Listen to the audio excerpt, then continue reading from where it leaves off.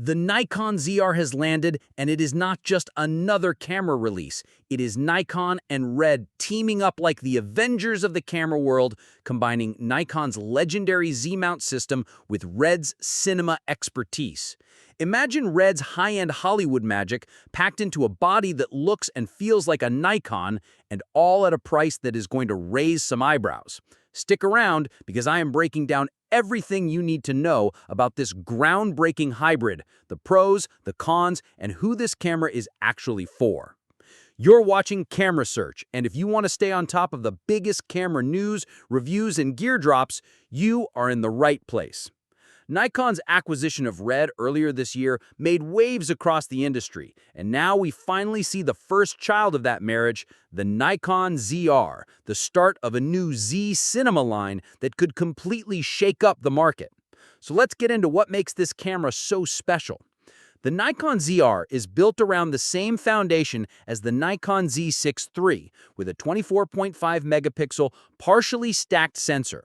You get the same killer autofocus and subject tracking that Nikon fans already trust, recognizing 9 subject types with scary precision.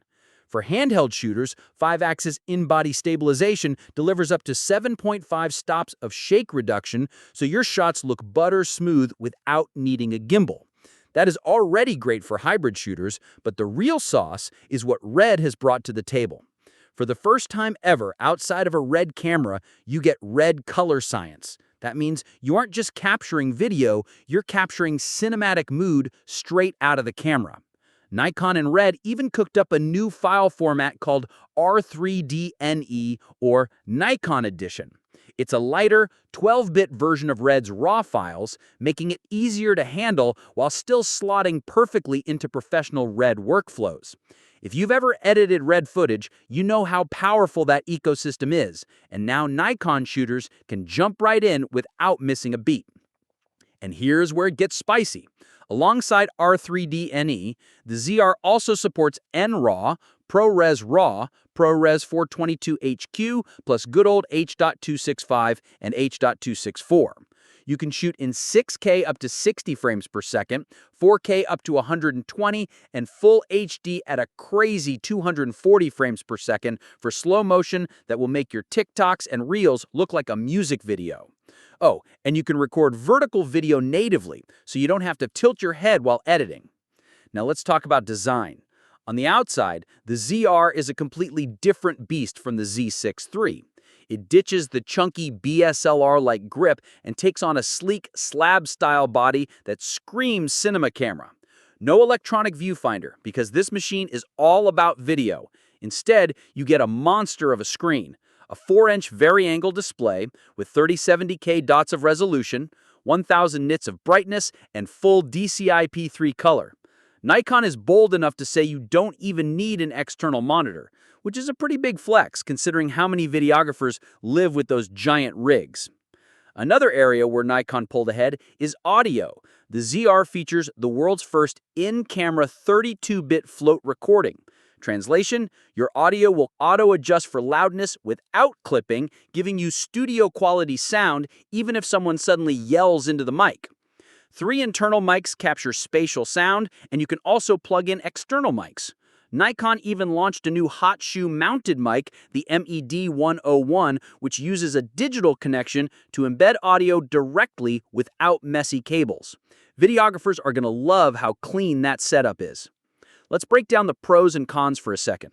On the pro side, you're getting RED color science in a Nikon body, 6K RAW, fanless design with full weather sealing, insane slow motion options, pro-level audio, and that massive screen. Oh, and the price, which I'll get to in a moment, is shockingly aggressive.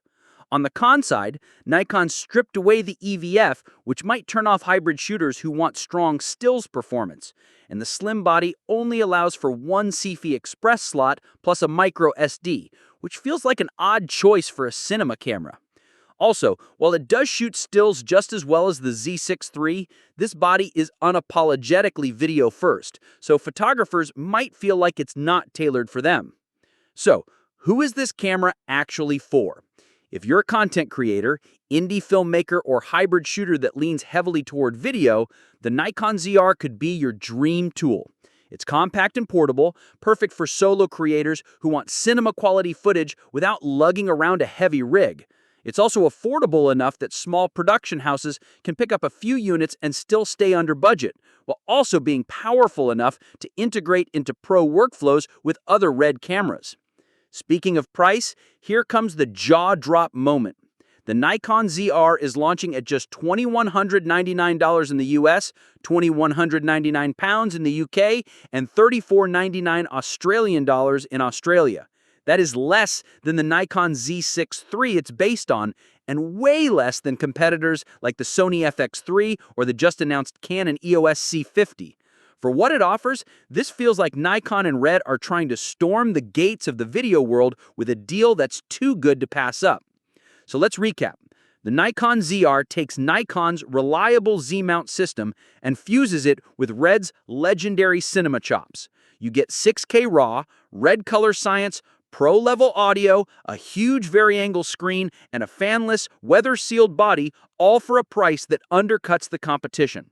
The cons, like no EVF and limited card options, are worth mentioning, but for most videographers, the trade-offs feel minor compared to what you gain. Here's my bonus tip. If you're considering the Nikon ZR, make sure your editing setup can handle the RAW formats. Even though the new R3D NE codec is lighter than full RED RAW, it's still heavier than your average H.265 file. Investing in fast storage and a capable GPU will save you headaches down the line. So, what do you think of the Nikon ZR? Is Nikon about to win over the video crowd, or do you think Sony and Canon still have the edge? Drop your thoughts in the comments, and if you're planning to grab one, check the links in the description and comments for the best buying options.